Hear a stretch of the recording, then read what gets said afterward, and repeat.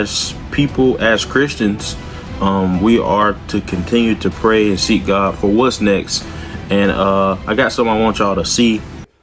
On day one, I will revoke Joe Biden's cruel policies on so-called gender-affirming care. Ridiculous. A process that includes giving kids puberty blockers, mutating their physical appearance, and ultimately performing surgery on minor children. Can you believe this? I will sign a new executive order instructing every federal agency to cease all programs that promote the concept of sex and gender transition at any age.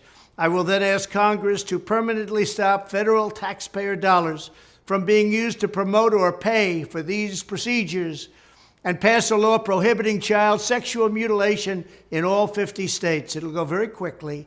I will declare that any hospital or healthcare provider that participates in the chemical or physical mutilation of minor youth will no longer meet federal health and safety standards for Medicaid and Medicare and will be terminated from the program immediately. Furthermore, I will support the creation of a private right of action for victims to sue doctors who have unforgivably performed these procedures on minor children. The Department of Justice will investigate Big Pharma and the big hospital networks to determine whether they have deliberately covered up horrific long-term side effects of sex transitions in order to get rich at the expense of vulnerable patients, in this case, very vulnerable.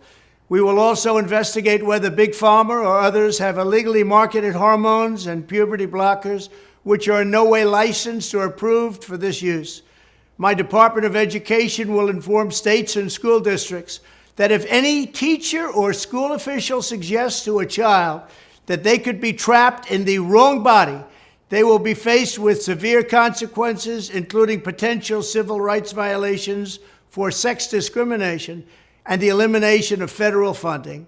As part of our new credentialing body for teachers, we will promote positive education about the nuclear family, the roles of mothers and fathers, and celebrating rather than erasing the things that make men and women different and unique.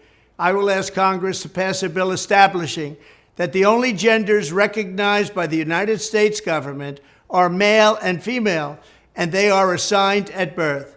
The bill will also make clear that Title IX prohibits men from participating in women's sports, and we will protect the rights of parents from being forced to allow their minor child to assume a gender which is new and an identity without the parents' consent. The identity will not be new, and it will not be without parental consent. No serious country should be telling its children that they were born with the wrong gender, a concept that was never heard of in all of human history. Nobody's ever heard of this, what's happening today. It was all when the radical left invented it just a few years ago. Under my leadership, this madness will end. Thank you very much.